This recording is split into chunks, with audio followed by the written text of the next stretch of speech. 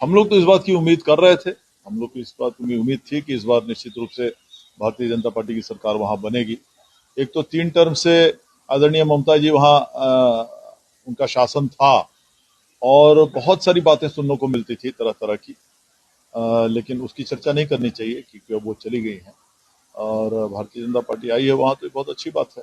तो समझते हैं कि वहां के लोगों ने बहुत प्रचंड बहुमत से, क्योंकि कितना मार्जिन से जिताया है, कितने ज्यादा सीट से जिताया है, ये देखने वाली बात, चौंकाने वाली बात।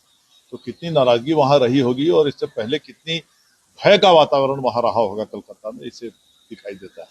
इसलिए हम लोग बहुत खुश हैं जितने एनडीए के लोग हैं। और कोई भी आदमी जो सोचता होगा कि हाँ बंगाल में सुधार उन्होंने कराया है, अब जो विकास होगा बंगाल में वो पूरी देश देखेगी। मुझे पूरा विश्वास है कि भारतीय जनता पार्टी की जो सरकार बनेगी वहां बहुत अच्छा काम करेगी और लंबे समय तक अब शासन भारतीय जनता पार्टी का और एनडीए का वहां पर रहेगा।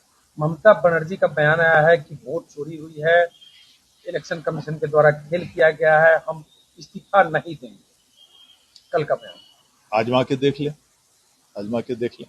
वोट चोरी की बात है तो हम लोग ये कहेंगे कि इतने 3 टर्म से, इसका मतलब है आप भी वोट चोरी से ही जीत रही थी।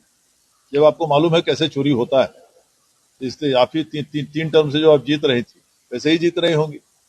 ये सब बचपना वाली बात है। ममता जी बहुत सीनियर पॉलिटिशियन है, 3 3 टर्म मुख्यमंत्री रहे हुए हैं, उनको इस तरह की बातें कहना ये शोभा नहीं देता। तमिलनाडु में एक अलग देखने को मिला है। तमिलनाडु में पक्ष विपक्ष दोनों को वहां की जनता हटाकर तीसरे मोर्चा को जिताई है।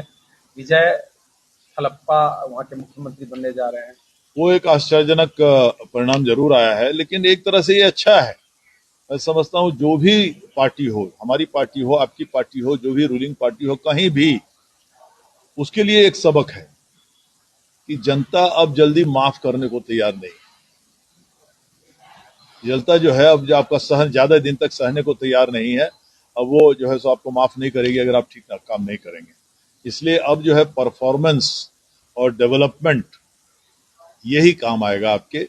ये पूरा मैसेज पॉलिटिकल क्लास को वहां की जनता ने पूरे देश को मैं कहूंगा दिया है कि साहब आइदर यू परफॉर्म और यू पेरिश, या तो आप परिणाम दीजिए और नहीं तो चलते बने।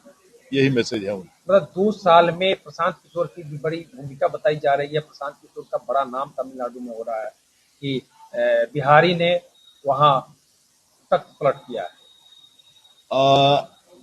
प्रशांत किशोर बिहार के आदमी हैं, इसलिए मैं उन पर ज्यादा टिप्पणी नहीं करूंगा। वैसे इस विषय पर मेरे विचार अलग है। मतलब किस रूप में देखते हैं वहां के चुनाव को तमिलनाडु के? अच्छी, मैं तो बता रहा हूँ आपको, एक बहुत बड़ा सबक है पूरे रूलिंग क्लास के